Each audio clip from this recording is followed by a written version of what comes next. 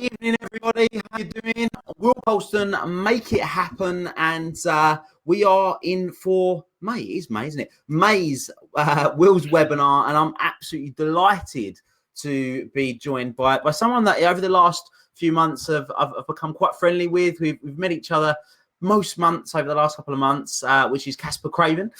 So we'll be hearing a lot from Caspar this evening, speaking all about the brave you, and he's going to be letting us know about his book, which is being released very, very soon as well. But before we do that, guys, what I just want to do, for those of you that are already online, is just to make sure that you can hear us okay, and make sure that you've got access to the official thread. So we don't use the chat box because it's private, and then when we save this afterwards, we lose all the comments. So what we do is we have a Facebook thread that enables us to be able to comment, or enables you to be able to comment and us to be interact throughout this process and ask questions over the next hour or so. So let me just bring it up. I'm just going to take over presenting from Caspar for 1 second. I'm just going to share my screen so you can see it. So if you're not familiar with it already. Well, Will's doing that. Good evening, everyone. We'll get a formal introduction from Caspar in a second. Yeah. But, so you'll see this post, which has got a picture of Caspar and I from a couple of months ago, and mad how quickly that's gone, isn't it, Caspar? I think that was back in January, wasn't it? Yeah, that's what I mean. I had really long hair there. So yeah, find that, and if you can just comment on that for me and just let me know that you have that you can hear us okay, and that everything's working basically. Hopefully you should be able to see the screen, and you should be able to see Caspar and I. So we'll just give you a minute or so just to make sure that that's all working okay, which hopefully it will be, and we're not going to have any technical issues this evening. I am getting better and better at this as the months go on. So yeah, hopefully that's something that you're able to get up and running. So just give you a few a minute or so just so everyone can comment. I'm going to actually bring it up here as well. It really is worth just checking that you've got the thread and you've got access to it. So if you do have any questions, guys, then we know that it is all working, because I can tell you Caspar's got an incredible story, and I'm really looking forward to you guys being able to connect with him and find out a little bit more about his journey. Whilst everyone's getting that set up, I've got 3 small children on the other side of that door over there. So there's an outside chance one of them may run in here. Hopefully not, but you never know. Remember that BBC thing where the guy was on the webinar and all the kids ran in? I'm hoping that's not going to be the case. Yeah. No, cool. Well, they make a big part of your story, these kids, and we'll go on to let everybody know in just a second. So just making sure. It doesn't matter how much we prepare. You wouldn't believe Caspar and I actually get onto this like half an hour early to make sure everything's working okay, and then even now it's still playing ball. So people are commenting, they can hear us fine. So first of all then, so welcome, Caspar. It's an absolute honor to have you here. So I think it'd be really good for people that don't necessarily know anything about you to give them a bit of an introduction. Fantastic. Well, firstly, thank you very much for having me here. It's always fun spending time with you, Will. As you said, we've got to know each other probably a bit over the last 6 months, and every time it's a whole bundle of fun. So yeah, really cool to be here. So yeah, a little bit of background story then. So I used to have a normal life years ago. I used to work in the corporate world, and then ran businesses for a number of different years. But my life kind of changed a reasonable size, a reasonable amount in 2009, when my wife and I made the decision that we wanted to sail around the world with our young children. Back then we had 2. By the time we left in 2014, we had 3 kids. So we ended up spending 3 years sailing around the world. And normally when I say that, everyone assumes that because I've got a name like Caspar and I sound a little bit like a posh toff, and I've got Hugh Grant floppy hair. Everyone assumes I'm absolutely loaded, and so it must be all right. And so, just like sell a few gold bars and then get out of the boat. But it really wasn't like that at all. And although I sound a bit like posh, the reality is when we had the idea, I'd have earned more money stacking shelves back in Tesco's because my business wasn't doing very well. So we had to change everything around, create the money to go and make it happen. And went and had 2 amazing years with the kids, literally sailed all the way around the world, which we'll talk a little bit more about. And now on the speaking circuits, talking about how to build amazing teams. And of course, tonight, talking about the brave you. And you can see that picture on the screen there. My book, Where the Magic Happens, is coming out next week. But we'll talk more about that anyway, as I'm sure we'll go through. So. Cool, fantastic. And the purposes of you, so for the people that are here, they're like, okay, cool. So you've sailed around the world, and we're going to go into that journey in a little bit more detail. But what's the brave you all about? This movement, this philosophy that you've come up with, what's that all about now? Okay, so basically, so where the magic happens, we all know that little picture, and we'll see it in the slides in a little while, that, magic happens where you step outside your comfort zone. And the whole philosophy behind the brave you is that I think all of us have got a brave part inside of us. And I think we can train ourselves to be more brave, not crazy, not foolhardy, not reckless, but brave. And what I'm fascinated about is how can we all develop to be more brave, whether that's you as a person, whether that's you as a leader, you in your business, in your family, and how can you step outside your comfort zone and make magic happen? So what I did coming up with this formula is that my wife and I, we deconstructed everything that we did, and we did some unusual things.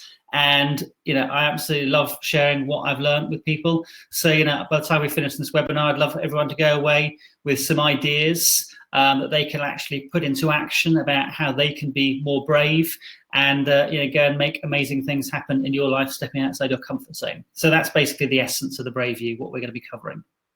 Cool. Fantastic.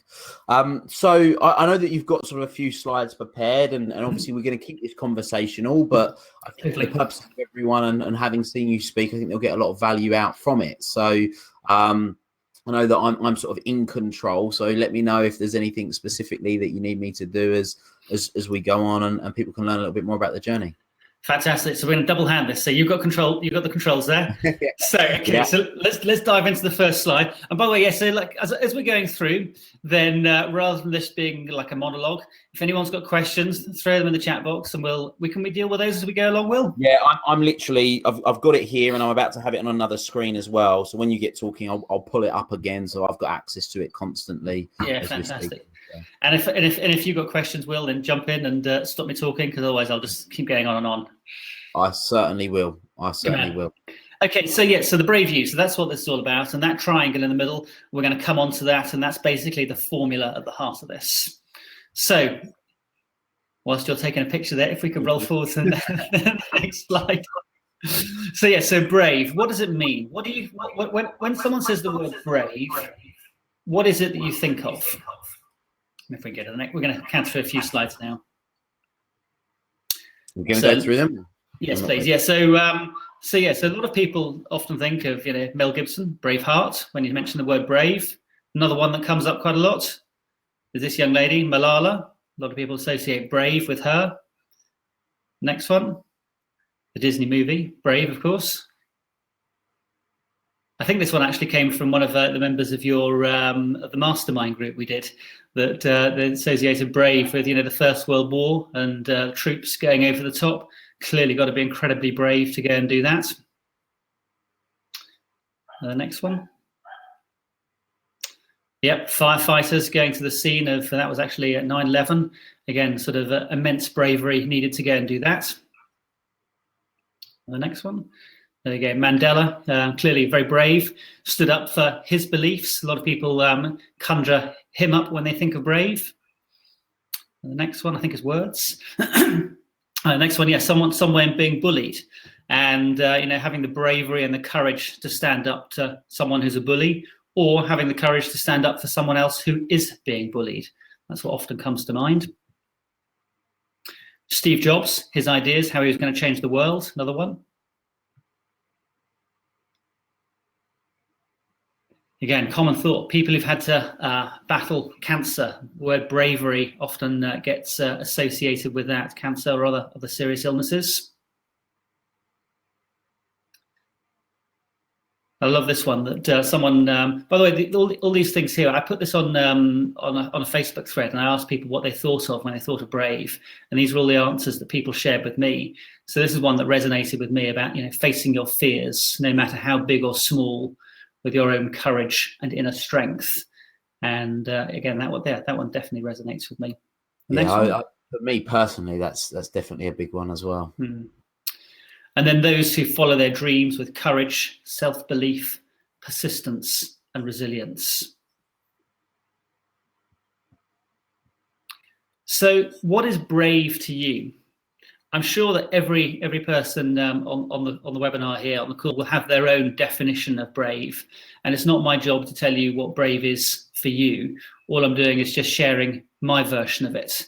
And that's on the next slide for me, is what is brave. And this is the idea that I have, that all of us inside of us can remember, I think, a time in our lives when we've been brave, whether it's asking someone out on a first date, whether it's turning up on a job, whether it's embracing a sport or something that you're not comfortable with. But I think all of us can think of a time in our lives when we've been brave. And that for me is the interesting bit, to say, okay, what was it that we did when we were brave? How can we go and reconstruct more of that? How can we be more of that?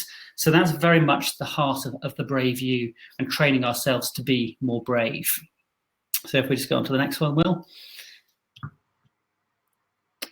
So the question is, can you be more brave? And I think you'll find on the next slide, what I talk about is how can you be more brave? So if you follow that contention, then here's the formula. This is the thing that I want to share with you all tonight about how to be more brave. I've got a lot of slides in here, haven't I? So let's get to the next one.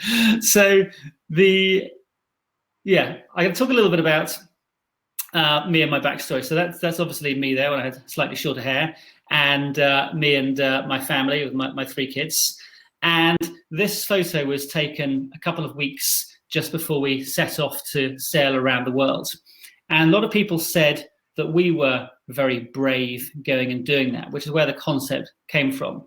Now, I'm not necessarily sure I would consider us brave, certainly not in the context of some of those amazing people that you've seen just now. But what we did do as a family is we stepped outside our comfort zone. I'm hoping that's on the next slide. This little image that, oh no, not that one. If we go one more. Nope, I think we've lost one actually. Maybe one before that. Oh.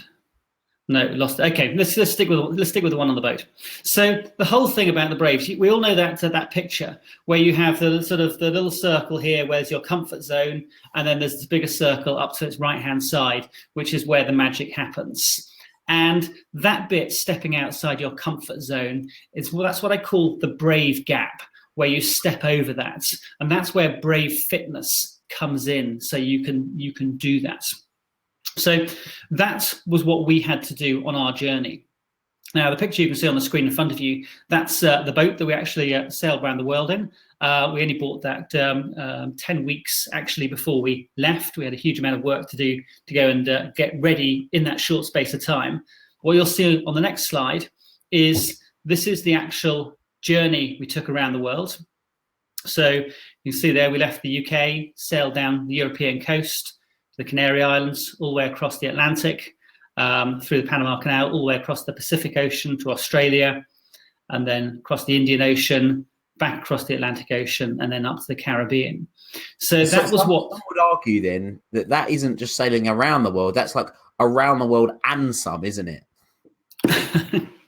We did actually go 1.5 times around. So actually after that, we did more after that. We actually went all the way up to San Francisco. So we went back through the Panama Canal. So yeah, that was kind of our route.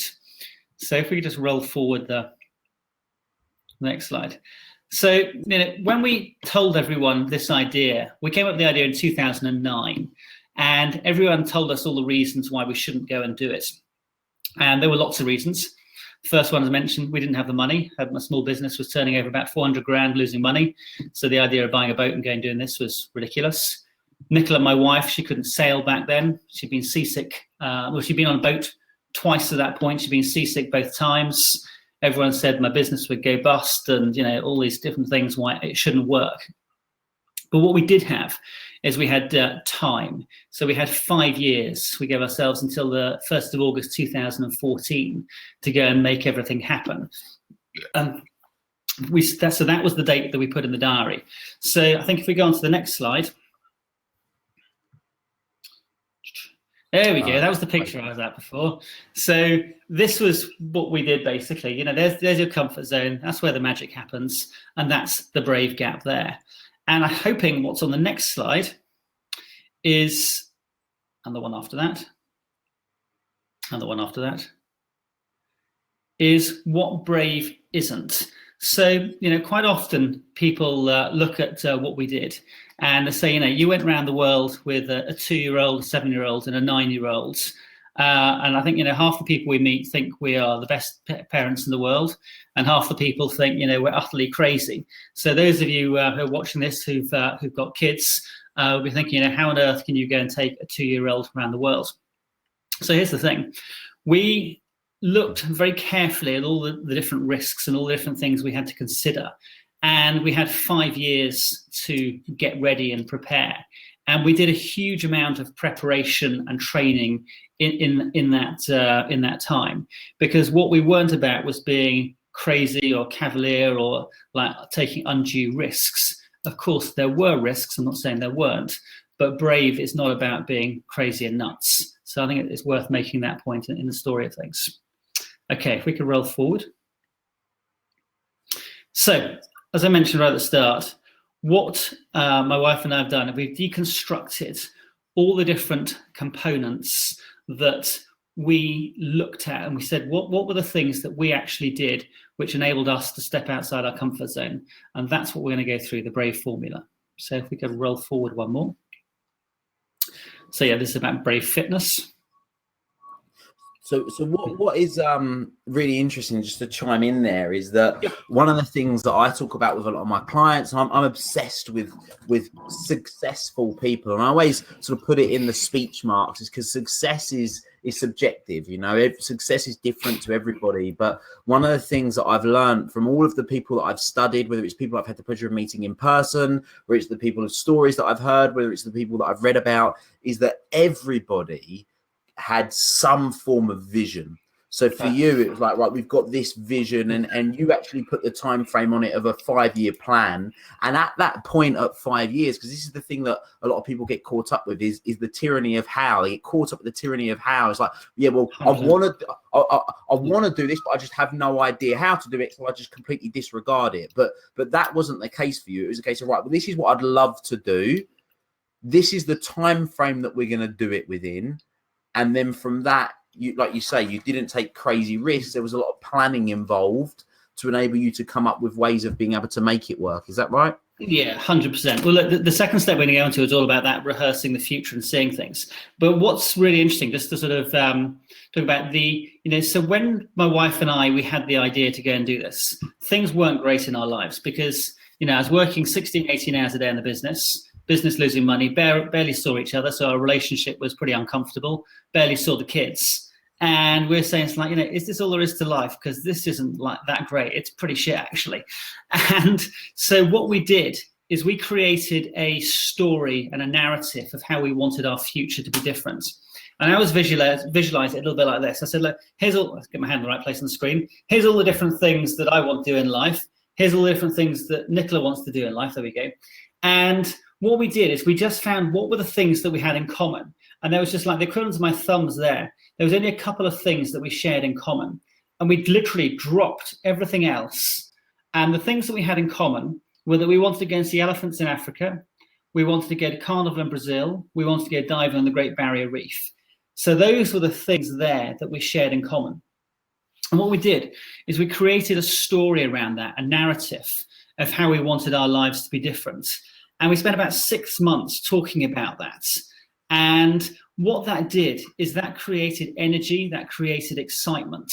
And I think, most teams, whether it's a family team, whether it's a business team, there's often a lot of conflict and disagreement. And the thing is, it's really hard to build on conflict, but it's much, much easier to build on a shared story. So we took this bit here and we created this story, and we literally wrote it up on on a piece of paper, stuck it on our kitchen wall, and we said to everybody, that's what we're going to be doing on the 1st of August. We're going to be setting off sailing around the world. And that literally became the pole star in our family of what we're going to go and do. And I get up at 5:30 every morning, and I would spend 5-10 minutes visualizing that picture, and a little exercise we'll go through in a little bit.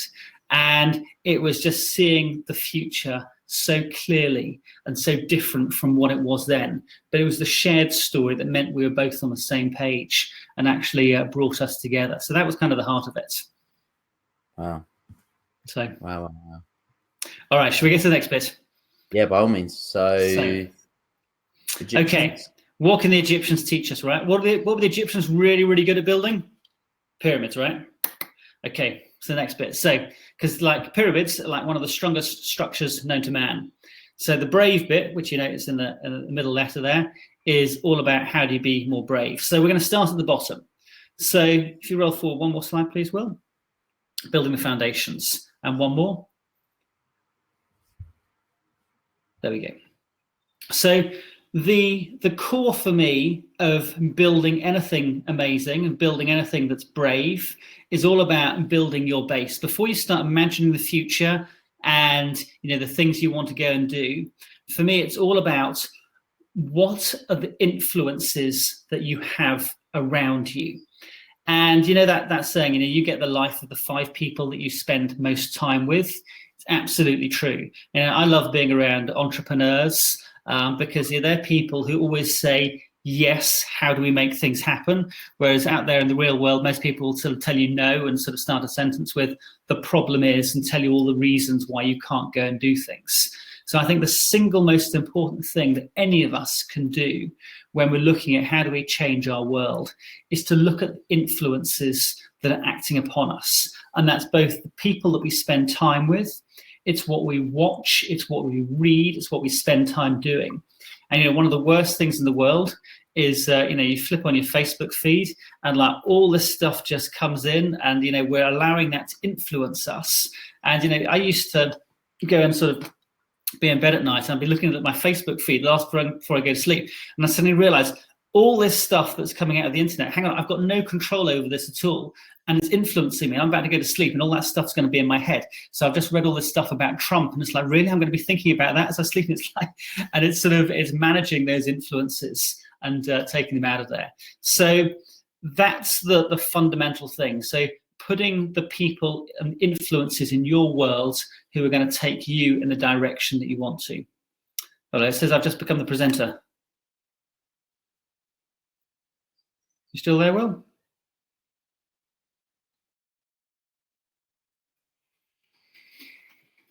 Hello? Hello, hello, hello? You seem to have frozen, Will. I don't know if anyone else can hear.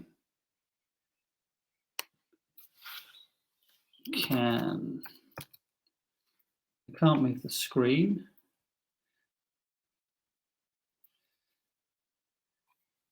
Okay. So can you hear me?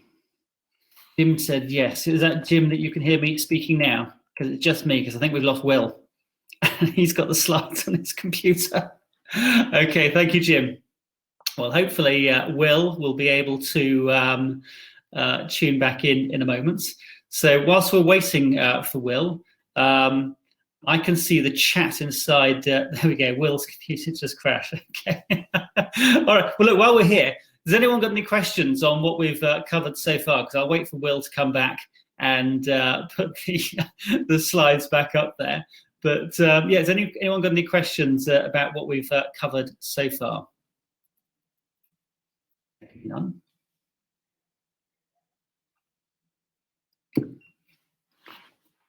If there aren't any questions, I'll just keep talking, which is fine because I've got you all here. So Okay, he'll be back with you soon. What's the best way to overcome people's negativity? Thank you for the question, Ellis. I'm back. There we go. I'm back. Apologies, guys. Computer decided to crash. We were just making it all up without you, Will. It's okay. We're good. We're good to go. So we're on build a base. Pretend that never happened. We'll pretend it never happened. Seamless tonight. Seamless. Okay. So Jim says, keep talking about the common ground. Anything in particular about the common ground, Jim? Because this, I'm guessing you mean this piece here, right? So if you, send me a question if you've got anything about that. But that for me was the key thing that shifted everything for us. And I think, when I've spoken to people about this before, people I found are fearful to go and have that conversation with their partner.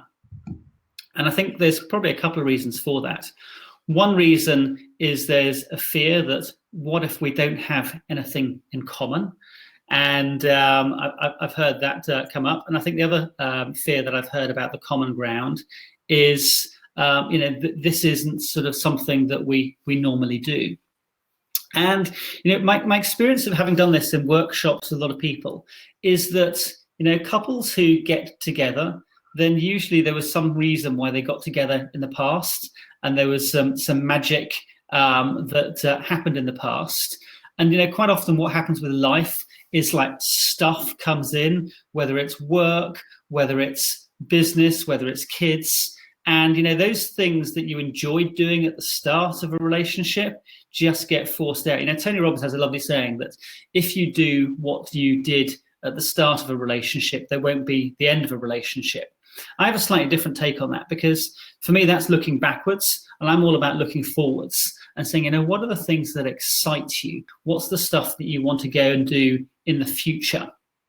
So, somewhere around that common ground, it's having that conversation. And I think, one of the powerful things that Nicola and I did was, in terms of finding that common ground, is we undertook a process of what I call deep listening, where we'd get pieces of paper and we'd sit down and we'd ask ourselves the question, what's really important to us in life?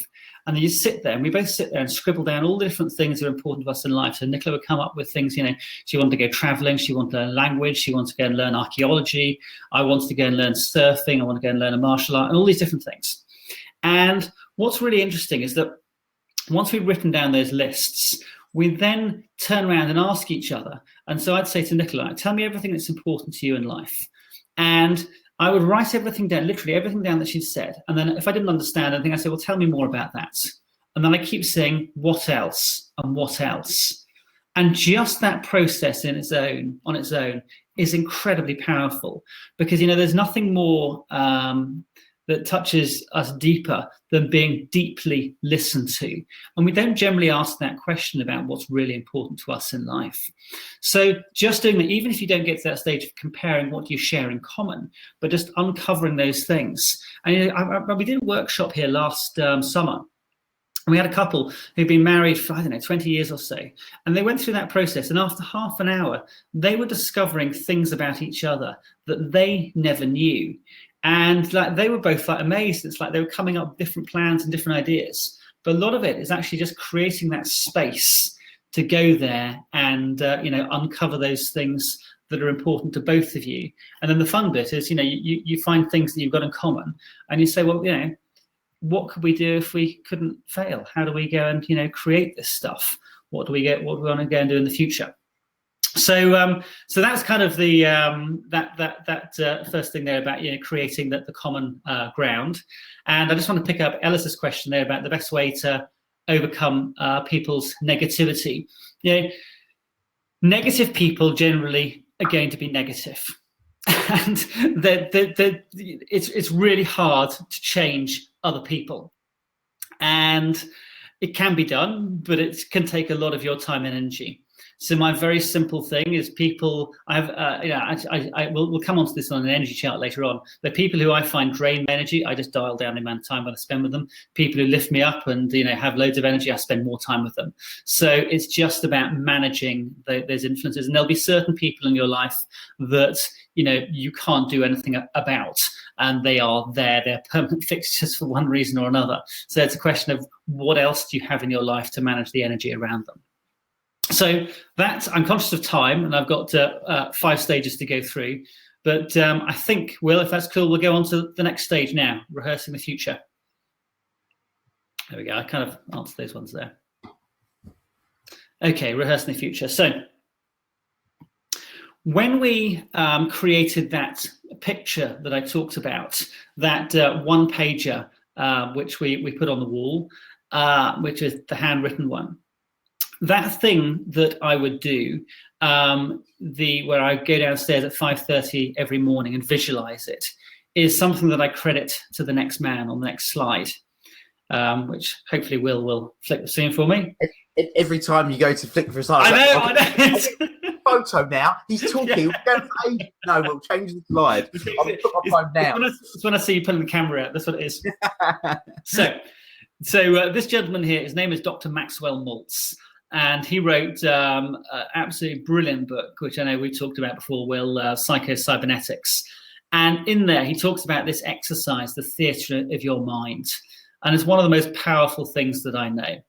And how it works, I'll keep it brief, is this.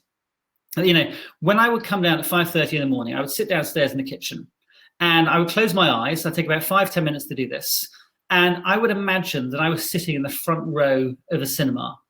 And I'd be looking up at this huge, great big screen in front of me. And the movie that would be playing would be the movie of our life and this story and this narrative that we created. And I'd sit there, and every time I watched it, every day, I'd add a little bit more detail to it. So I would see us buying our boat. I'd see us sailing down the English Channel. I'd see us sailing into the Canary Islands. And I could see the flags fluttering in the wind. And then later on, see us going underneath the Bridge of the Americas, entering the Pacific. And then later on, the kids would be sailing the boat as we sailed into Cape Town in South Africa. And every time I saw this, I was just adding rich, vivid detail. So the sights and the sounds, as though I was watching a movie. And what I was doing is just like embedding that story in my mind.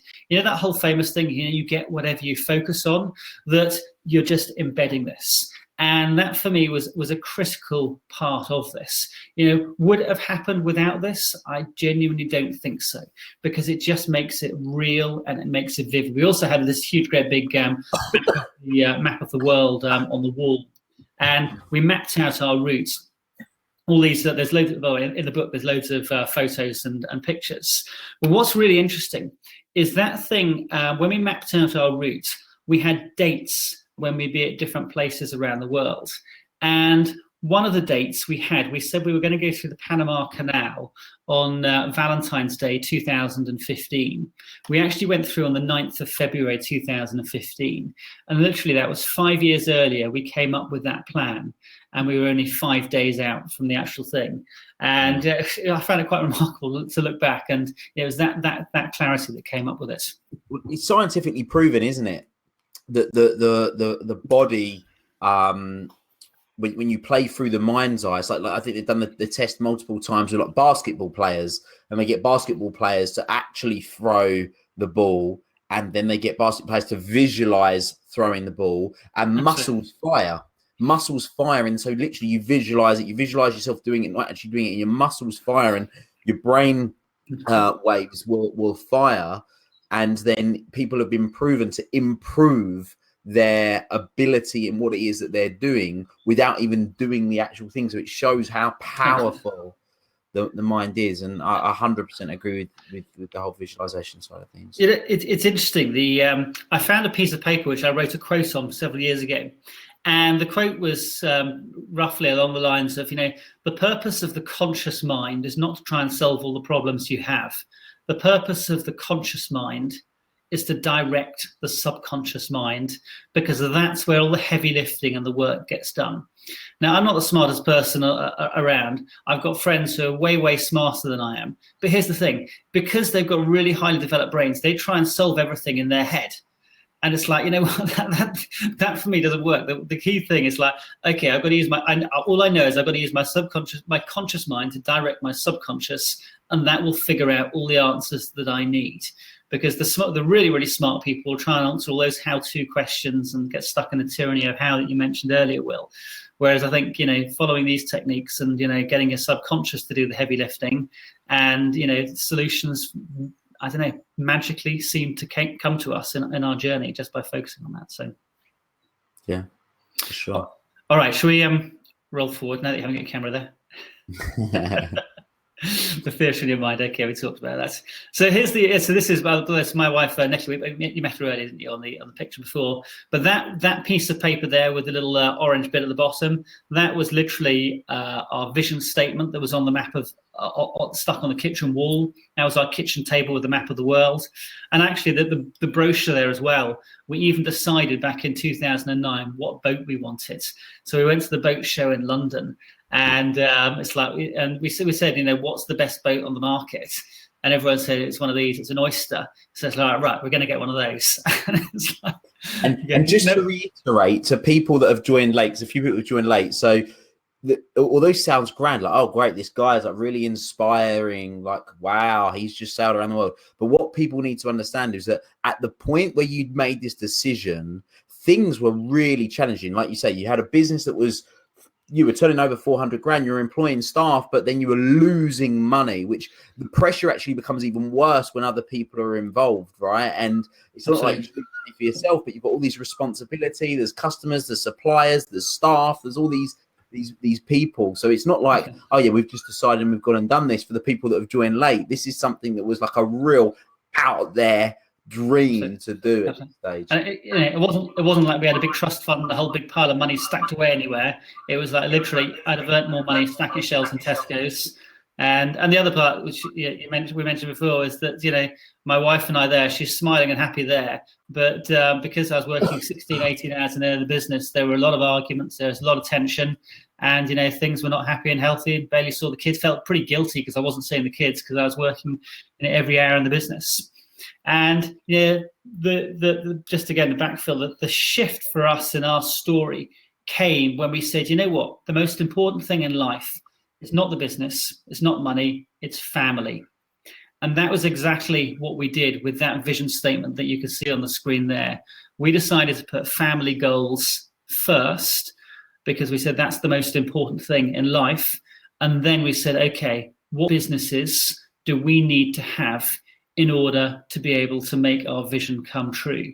And literally we turned it around its head. You know, for the past, I don't know how many, 10 years or so I've been working in business. It always been, I need to go and make a bucket load of money. And once I've made money, then I will go and do all these different things.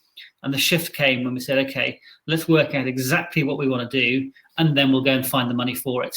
And it just gave us another level of energy and a level of purpose, because we told everyone that's what we're going to do. We told our kids that's what we're going to go and do. So the world was kind of holding us accountable to all those things. All right, let's roll forward. So for that theatre in the mind exercise, there are some really important things which I've only learned from doing it. The book doesn't mention these. But for me, it's having a really simple story. It's got to be visual, and it's got to leave you excited and energized by the end of it. Why? Because that will keep you going back to it.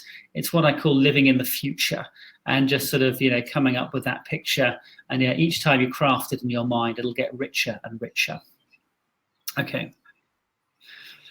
Why it matters, the purpose behind this. I think I touched on that. You know, we said we were going to put our family first, and we came up with a statement in the family that this was about creating magical, life-changing experiences for us and our children.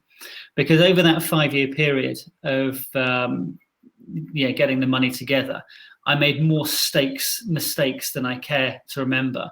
And I was pushing my business so hard at one point that everybody threatened to leave.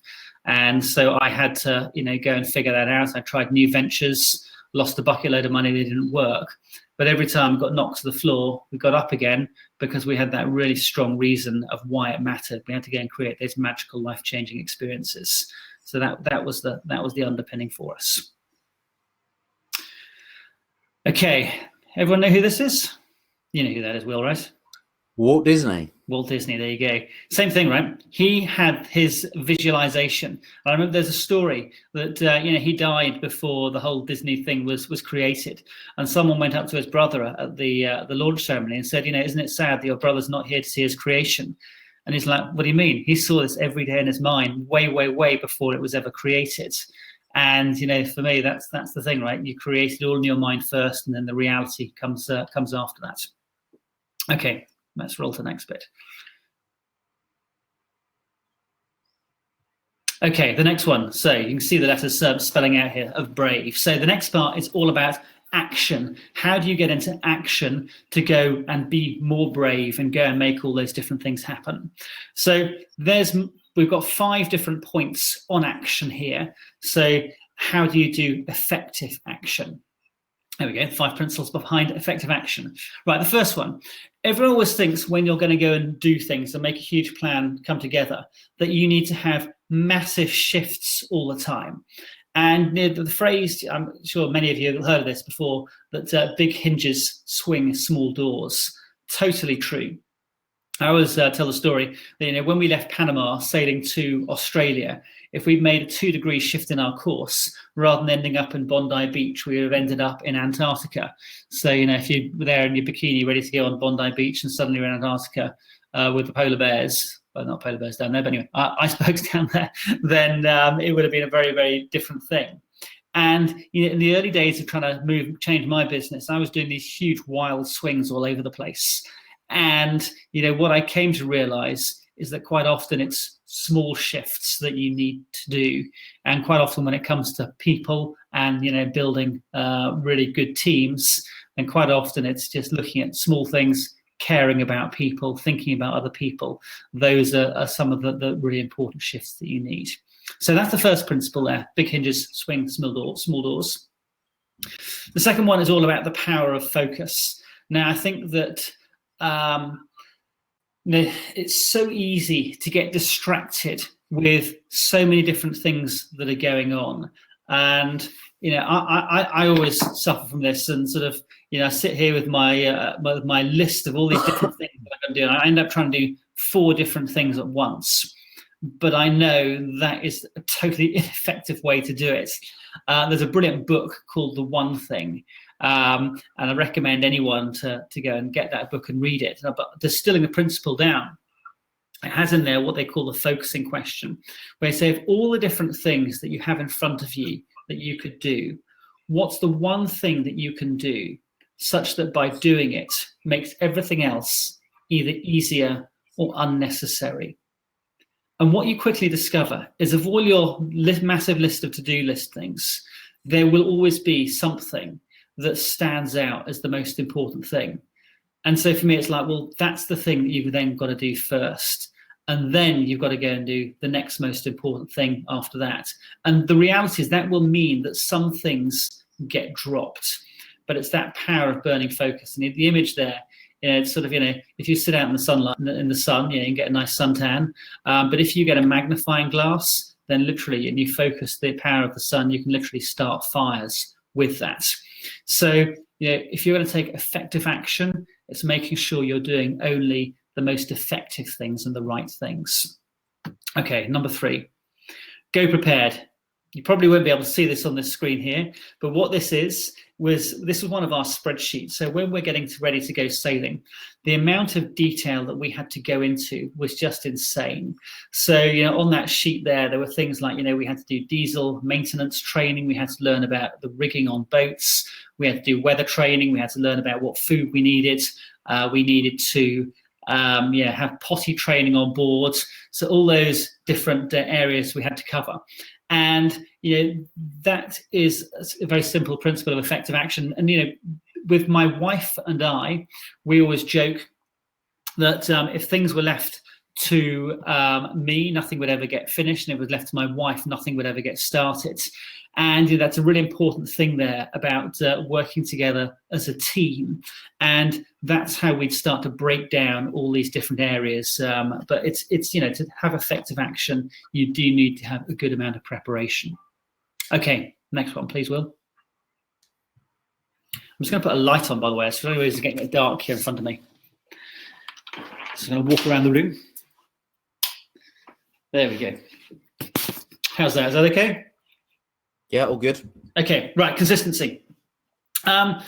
It's not what you do once in a while that makes a difference. It's what you do every single day. This picture here represents something which is called the 20-mile march. And there's a wonderful story behind this. So when there were all the polar expeditions going on years ago, going to the South Pole, there was Amundsen, the Norwegian explorer, beat Scott to get to the pole. And what Scott would do is, when it was a nice day, he would do 50 miles. And when it was a really rubbish day and the snow was coming down, it was blizzard, they'd hunker down and they would go 0 miles. And what ended up is they would have a couple of days, and the next day they'd have to make up huge mileage. So they would do 40 or 50 miles and end up absolutely shattered. Whereas Amundsen, the other guys, what they would do is every single day, come rain or shine, they would do 20 miles. And it was literally like that consistency. And even on a good day, they could have gone further. They said, we're going to manage our energy. We're going to stop here. And that's all we're going to do is 20 miles. And they beat Scott to the pole, but it was that consistency that wins things. And whatever it is in life, in business, and training yourself to be brave, is that consistency. I'm all about the habits and the rituals that you have in your world. So my wife and I now, we have these sheets saying, these are the different things that we have to do every day. So writing our gratitude journal, exercising 4 times a week, and literally we tick them off because it's just a way of holding ourselves accountable to make sure that we're consistent with the things that we've said are important. And we're a little bit anal about it, actually. We have this sheet and we total it up at the end of the week, and it's like, okay, so I did 70% last week. What do you do?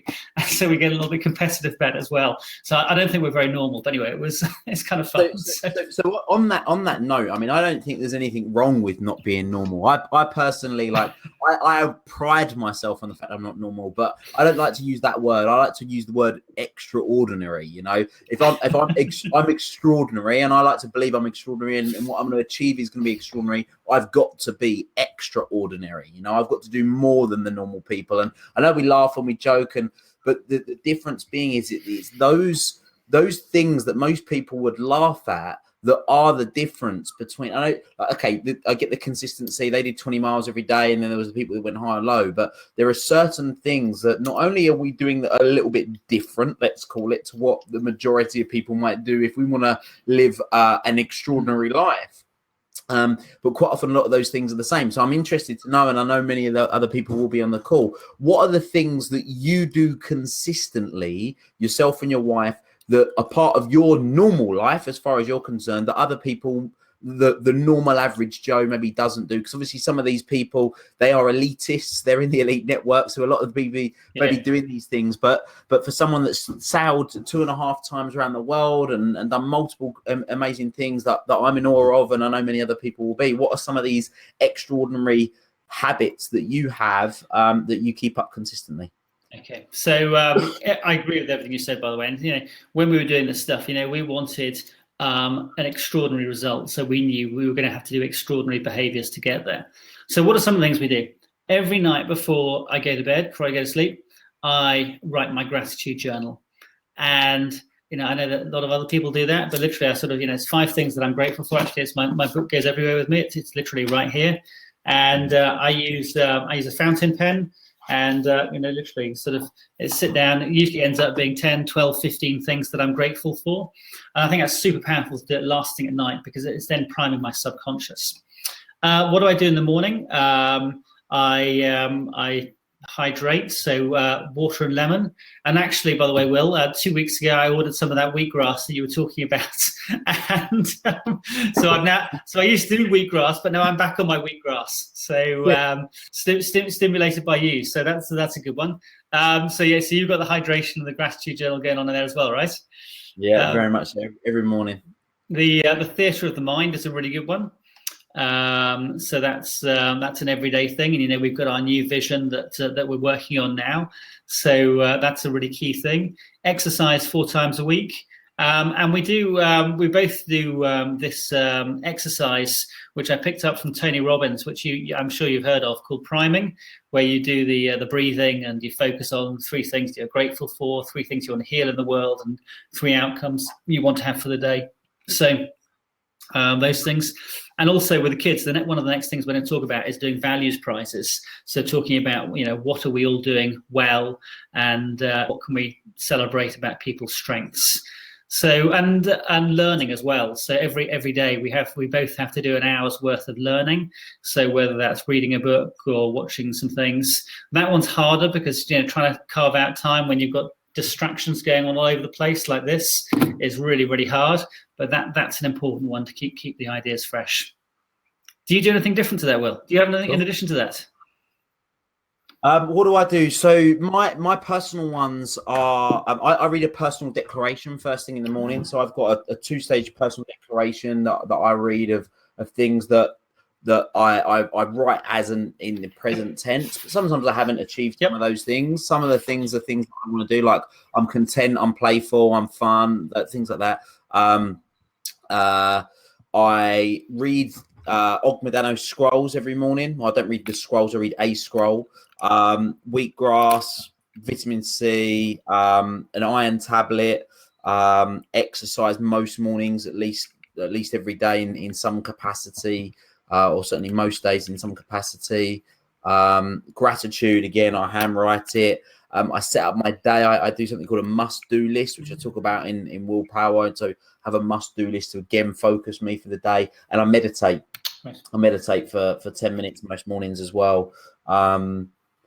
I think that's everything. I think the interesting is, that I would deem.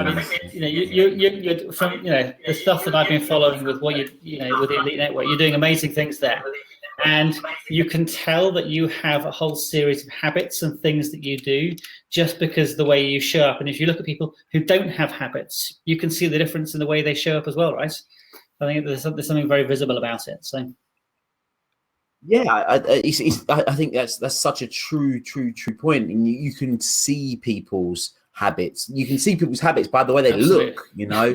If they're in shape, what their habits are. They go to the gym. If they look well, their habits are they're eating quite well. So you can physically see people's habits. If they look tired, their sleeping habits are like ice hockey throws me out of kilter, but like now I love it. Like I'm normally in bed for 9:30, and then I'm up at 5, and I'm doing my things, and I'm taking control of my mornings. That's the other thing for me is that I really try and take control of my mornings. And I'll power on. I think it's interesting just going back to that first thing about that influence, building your foundations, because you look at the people around you and you can very quickly work out where those people are, whether they're lifting you up and pulling you down. It's the people who've got the habits and the disciplines and the rituals that, generally for me are good people to hang around with. So, all right, should we? For sure. What's the next one? I should remember, shouldn't I? Radical truth and honesty. Oh, this is such a powerful one. This is for me, it's all about living what I call the theory of reality. And it's so easy to say, this should be this way, this should be that way. And you end up fighting reality. And, whether it's in a personal relationship, this person shouldn't do this.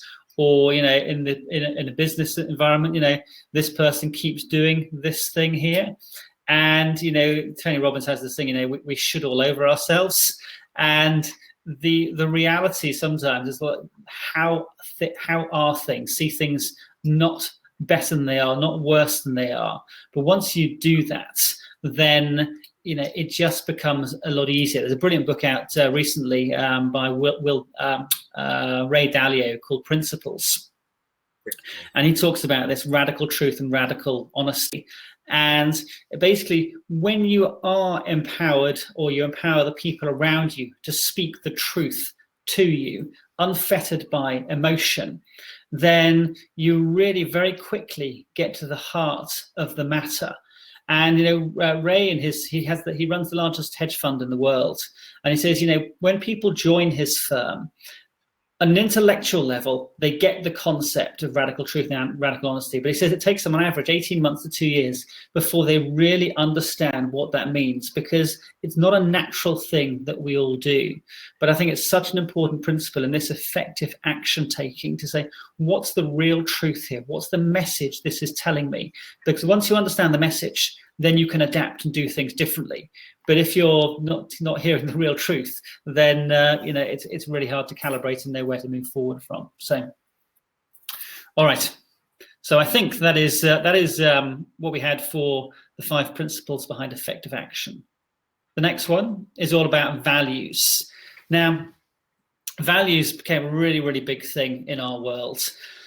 And I used to work at a big corporate years ago, and we used to have these values things, and they had 10 values. They were put up on the wall. By the time I got to the end of reading the second one, I couldn't even remember what the first one was.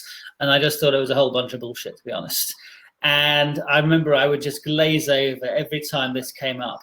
But what I learned on the process of building my businesses, at the point where I was driving my business so hard and everybody threatened to leave, I realized I needed to do something different. So I had to go and find a coach and go and learn, which is what I do whenever I get stuck at any point in my life. And this coach literally worked with me and dissected everything about my leadership style.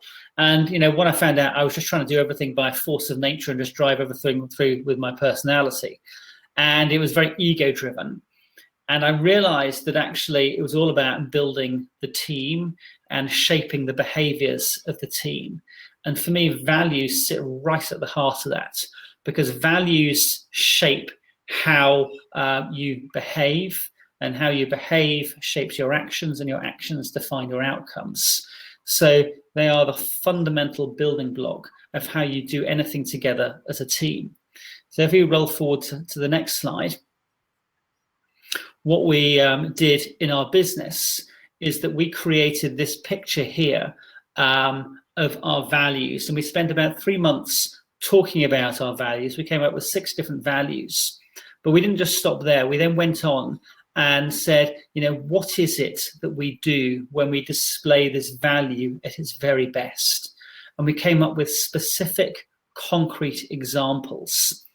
And over the next year or so, from having been at the point where I was virtually breaking the business, we ended up growing faster than we'd ever grown before. We made more profit the following year than we made in the previous 6 years combined, although some of those years weren't that great. But it really, it's made it suddenly very profitable.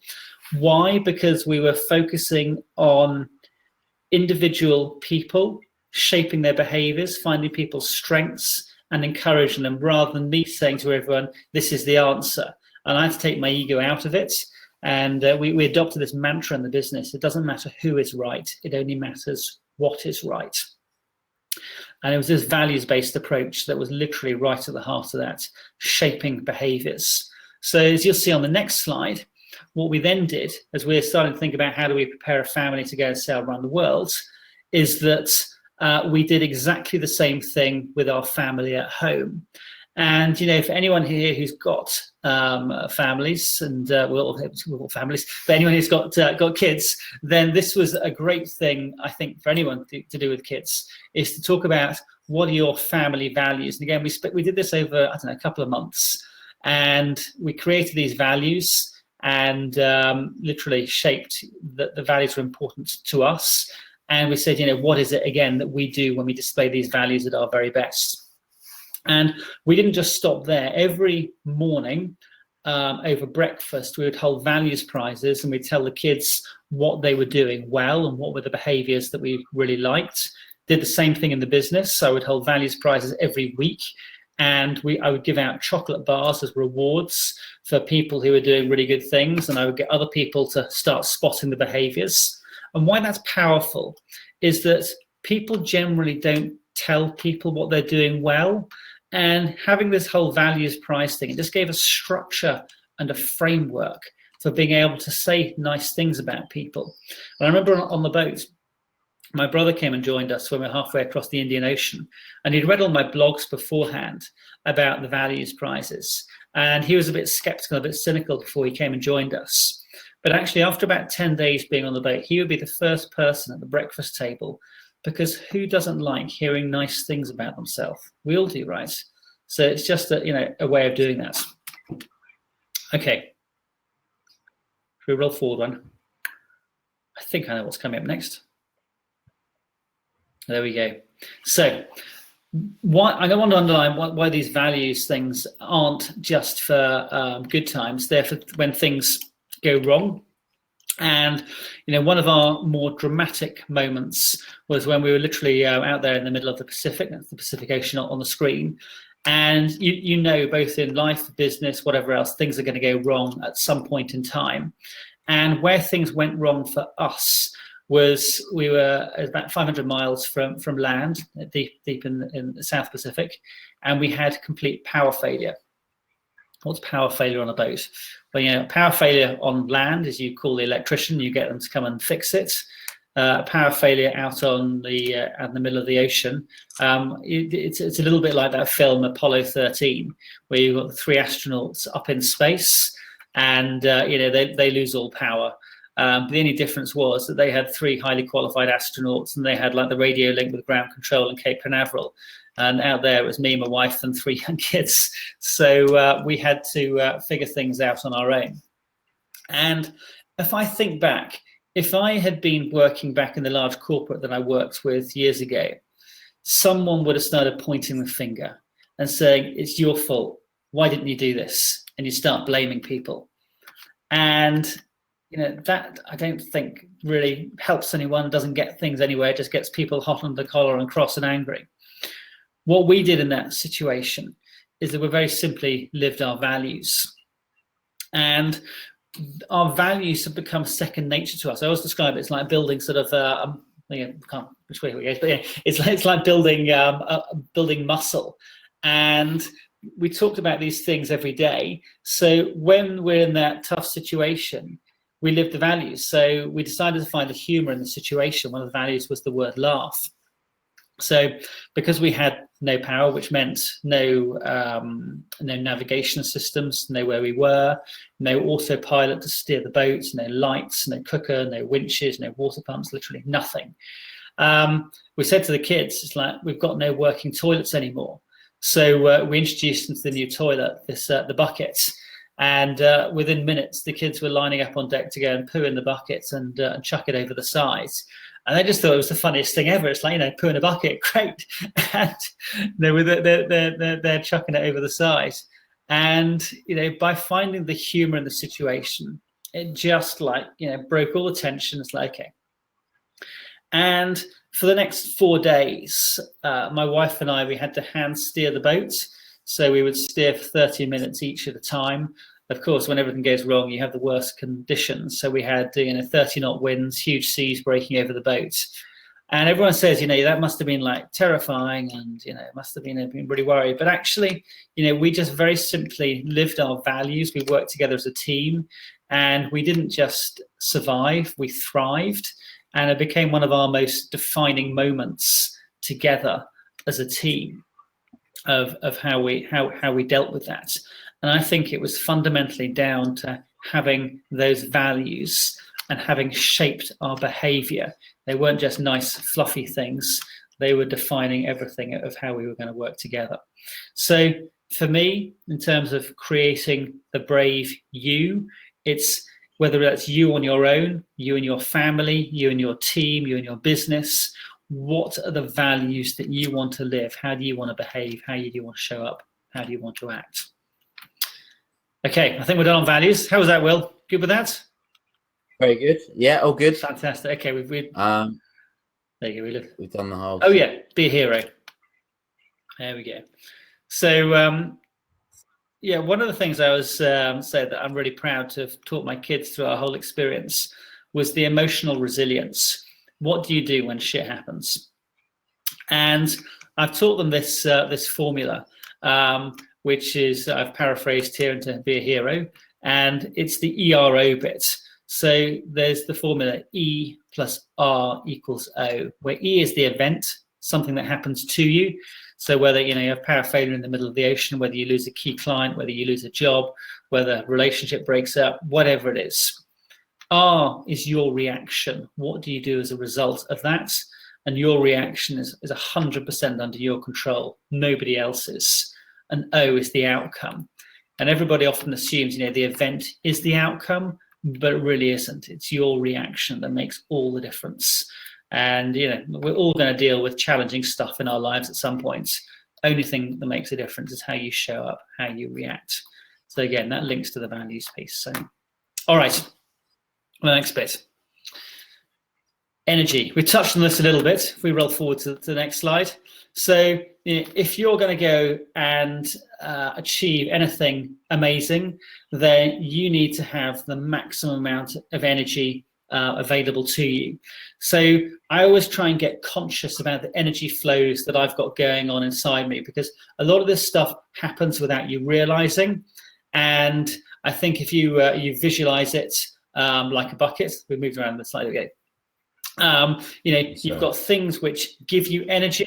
So, we can all sort of, just think about what are the things that give you energy. You hang around with some people. So whenever I hang around with Will always gives off a huge amount of energy. You guys all know him, and he's a great person to be around. Same thing, energy out. We all know somebody, you go and hang around with them, and like half an hour later, it's like, I feel a bit like that. Radiators and drains, I call them. There you go. But it's also how do you live your life. So I'm always someone who's up really early in the morning, and like first thing in the morning, like I'm like on at things. Come 3 o'clock in the afternoon, I know my energy is like gonna do this. So it's like, okay, so what do I need to do? So probably at lunchtime, I need to go out again, walk for 45 minutes, clear my head, put my devices down, and just manage my energy better. And I can always look back over a week-long period, and it's like, well, how's my energy? And then look back, it's like, I missed all those things back there. So it's that thing for being brave. How do you manage your energy? Because that's the thing that gives you the ability to do more things than you were able to before. All right. So how to be more brave? We roll forward one. It's very simply following that thing. So the first thing is all about the influences around you, build your base. And by the way, I take this to extremes as well. So in my house where I am now, then the things that we have around us on the walls and the things we have in the house are very deliberately and specifically chosen. So when I wake up, the things that I see on the wall around me, they're things that lift me up, give me energy, and get me focusing on the things that I want to go towards. If I look at something and I was like, I'm not quite sure about that, then it's going. And so literally right throughout the day, I'm thinking about that. Okay. So it's another one of your when we talked about the consistent things and the things that you have. So funnily enough, I used to be the same. So in my old house, I've just moved. When the door was closed, for me to walk out of my bedroom, I went to grab the door. I had to look at that wall there, which had my vision board on it. It's specifically placed behind the door, so that every time I went to open the door before I left the door every morning, I had to look at it above my stairs. So the book that changed, or not changed my life, but the book that opened my eyes to personal development is The Secret. And in The Secret, they talk about the Optimist Creed by I forget his name now, but the Optimist Creed. And I used to have the Optimist Creed on a massive canvas blown up above my stairs in the hall. So as I walk down the stairs, so very interesting about the positioning side of things. Most people are bothered about like where is their TV going to be positioned? You know, it's interesting. We don't have a TV in our house now, and it's when we were on the boat. An amazing thing that we were off the grid, so we did have a TV on the boat, but we didn't have iPads, iPhones, and it was amazing. how much time we ended up spending together as a family. We'd sit around the dinner table together. We'd have conversations. We'd read books. We'd play games. And the amount of interaction that we had together as a family was just insane. And last summer we did an expedition. We sailed from San Francisco, where the boat is, up to Canada and back. And just literally going back on the boat, just suddenly snapped back into our boat life. And, really, really wonderful way to, do stuff without the distractions of modern day life. So, all right. So next bit, rehearsing the future. So that thing for me is sort of, where is it that you want to go? Whether it's, it's creating that shared story, whether that's you and your partner, whether that's for your business, whether it's just for you on your own, but have somewhere where you're going to in the future. Write it up, handwrite it, stick it on the wall, and tell everybody that's what you're going to do. Don't worry about people laughing at you. People laughed at us, and it's you put yourself out there and you go for it, right? So rehearsing the future. The next bit was all about that effective action and those 5 steps to making things happen. How do you do things effectively? The next stage after that was the values. How do you shape your values, whether that's for you, your family, your business, your team? How do you do stuff together? And then the final piece, the piece around managing your energy. So that's kind of the underlying context of the Brave You formula of how to go and do anything. And a lot of this that we talked earlier about the book, there's in each of the chapters of the book. It's not really a book about sailing at all. It's really a book about how do you go and make things happen. So in each different chapters, then there's like action steps to say, okay, here's what we did here. Now this is what you need to go and do. And there's very specific directive instructions to say that these are the things that will be able to make the shifts in your world. So that's basically the Brave You formula. If we could roll forward another couple of slides, I think. Yes, that one there. So actually, the Brave You group. The Brave Group. Yes, I think that's right. It's I hope it's right. Yeah, it's the Brave Group. So I created a private Facebook group, which is the one that I launched when I was last with you, Will, and I sort of sharing my ideas in there around how to be more brave. So if anyone wants to come and be part of that, that would be fantastic. And of course, I'm hoping on the next slide that the book is there. Which is the book there, which is, we launch next Thursday, the 17th of May.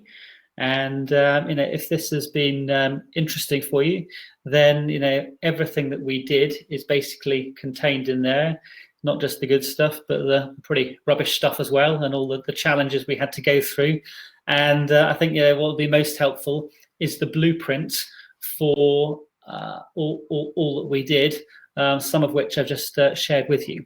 So clearly, I would love you if you want to go and get the book and say give me nice reviews on Amazon. We've been getting a whole bunch of number one reviews, number one rankings in Amazon already. So we're off and running, but I'd love some more orders. So just so everybody knows, so he's very modest. So I'm going to bring this up. Is that the book comes out in the UK on the 17th of May, a very important day because it's the day before my birthday. So it's an incredibly important day. The day after is even more important. I'm just messing. But Nicola, if you can post the link in the group, we'll be really grateful. So people, because they can pre-order it now, so they get it and they'll get a hard copy version. But you've just been somewhere, haven't you? Oh yeah. So we launched in the US on March the 27th. And we hit a whole series of number one rankings in America. We got lots of coverage on CNN and New York Post and on the morning news in Chicago. And we've got a piece coming up in Forbes. So there's been lots of coverage and lots of coverage about to come out here as well, actually. So there should be a reasonable amount in the press. So this is kind of like the pre-launch event basically. So it's the first one I've done of these talking about this online. So it's exciting. So. Which I'm flattered, genuinely flattered that that's the case. And there's a couple of things I want to bring to people's attention. So the first thing being is that obviously it comes out on the 17th of May. People are quite, but the thing, what was the story very quickly? You met someone, didn't you? It was in New York? Oh, yeah. So So I think this is brilliant. So the piece ran in the New York Post, and I went to a wine bar in New York, and I was just sitting down, and it was actually the launch day. It was the 27th of March, and I got chatting to the barman, and I was actually the owner of the bar. And I said, and he said, "Oh, what are you here?" I said, "I'm celebrating."